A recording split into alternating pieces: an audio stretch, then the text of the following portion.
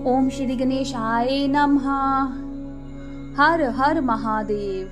तारकासुर के सताए हुए देवताओं का ब्रह्मा जी को अपनी कष्ट कथा सुनाना। ब्रह्मा जी का उन्हें पार्वती के साथ शिव के विवाह के लिए उद्योग करने का आदेश देना। ब्रह्मा जी के समझाने से तारकासुर का स्वर्ग को छोड़ना और देवताओं का वहां रहकर लक्ष्य सिद्धि के लिए यत्नशील होना। सूत जी कहते हैं, तदनंतर नारद जी के पूछने पर पार्वती के विवाह के विस्तृत प्रसंग को उपस्थित करते हुए ब्रह्मा जी ने तारकासुर की उत्पत्ति, उसके उर्ग तप, मनवांछित वर प्राप्ति तथा देवता और असुर सब को जीत कर स्वयं इंद्र पद पर प्रतिष्ठित हो जाने की कथा सुनाई। तत्पश्चात ब्रह्मा जी ने कहा, तारकासुर तीनों लोकों को अपने वश में करके जब स्वयं इंद्र हो गया तब उसके समान दूसरा कोई शासक नहीं रह गया। वह जितेंद्रिय असुर त्रिभुवन का एकमात्र स्वामी होकर अद्भुत ढंग से राज्य का संचालन करने लगा। उसने समस्त देवताओं को निकालकर उनकी जगह दैत्यों को स्थापित कर दिया और विद्याधर आदि देव योगिनियों को स्वयं अपने कर्म में लगाया। मुने तदनंतर तारकासुर के सताए हुए इंद्र आदि संपूर्ण देवता अत्यंत व्याकुल हो और अनाथ होकर मेरी शरण में आए। उन सब ने मुझे प्रजापति को प्रणाम करके बड़ी भक्ति से मेरा सत्वन किया और अपने दारुण दुख की बातें बताकर कहा, प्रभु आप ही हमारी गति हैं, आप ही हमें कर्तव्य का उपदेश देने वाले हैं और आप ही हमारे धाता और उद्धारक हैं।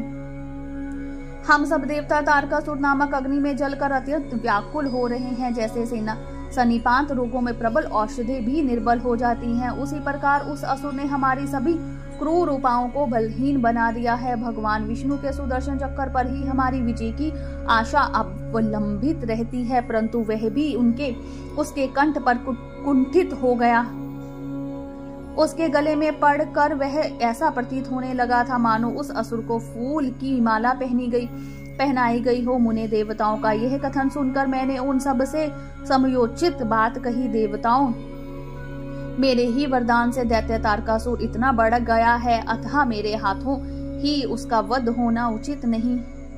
जो जिससे पल कर बड़ा हो उसका उसी के द्वारा वध होना योग्य कार्य नहीं है। विष के वृक्ष को भी यदि स्वयं सींच कर बड़ा किया गया हो तो उसे स्वयं काटना अनुचित माना गया है। तुम लोगों का सारा कार्य करने के योग्य भगवान शंकर ही हैं, किंतु वे तुम्हारे कहने पर भी स्वयं उस असुर का सामना नहीं कर सकते। तारक दैत्य स्वयं अपने पाप से नष्ट होगा। मैं जैसा उपदेश करता हूँ तुम वैसा कार्य करो। मेरे वर के प्रभाव से ना मैं तारकासुर का वध कर सकता हूँ, ना भगवान विष्णु कर सकते हैं और ना भगवान शंकर ही उसका वध कर सकते हैं। दूसरा कोई वीर पुरुष अथवा सारे देवता मिलकर भी उसे नहीं मार सकते। ये मैं सत्य कहता हूँ। देवताओं, यदि शिव जी के वीर्य से कोई पुत्र उत्पन्न हो तो वही तारक दैत्य का वध कर सकता है, दूसरा नहीं। सुर श्रेष्ठ गण, इसके लिए जो मैं उपाय बताता हूँ उसे करो। महादेव जी की कृपा से यह उपाय अवश्य सिद्ध होगा।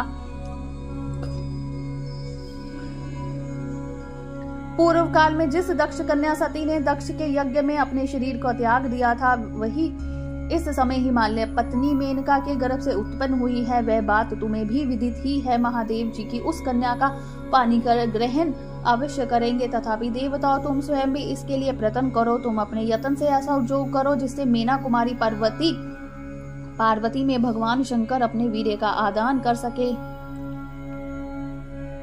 भगवान शंकर उर्ध्वरेता है, उनका वीर्य ऊपर की ओर उठा हुआ है। उनके वीर्य को प्रस्खलित करने में केवल पार्वती ही समर्थ है।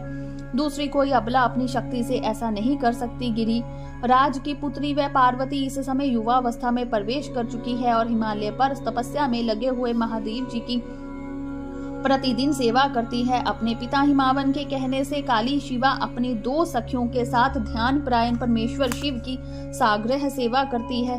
तीनों लोकों में सबसे अधिक सुंदरी पार्वती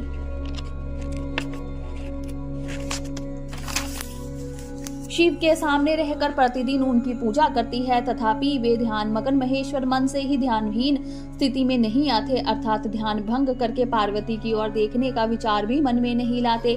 देवताओं चंद्रशेखर शिव जिस प्रकार काली को अपनी भार्या बनाने की इच्छा करे, वैसी चेष्टा तुम लोग शीघ्र ही प्रयत्न पूर्वक करो। मैं उस दैत्य के स्थान पर जाकर तारकासुर को बुरे हट से हटाने की चेष्टा करूंगा, अथवा तुम लोग अपने स्थान को जाओ। नारद देवताओं से ऐसा कहकर मैं शीघ्र ही तारकासुर से मिला और बड़े प्रेम से बुलाकर मैंने उससे इस प्रकार कहा, तारक, यह स्वर्ग हमारे तेज का सार तत्व है, परंतु तुम यहाँ के राज्य का पालन कर रहे हो, जिसके लिए तुम्हें उत्तम तपस्या की थी, उससे अधिक चाहने लगे हो। मैंने तुम्हें इससे छोटा ही वर दिया था, स्वर्ग का राज्य कदापि नहीं दिया था, इसलिए तुम स्वर्ग को छोड़कर पृथ्वी पर राज्य करो। असुर श्रेष्ठ देवताओं के योग्य जितने भी कार्य हैं, वे सब उन्हें सुलभ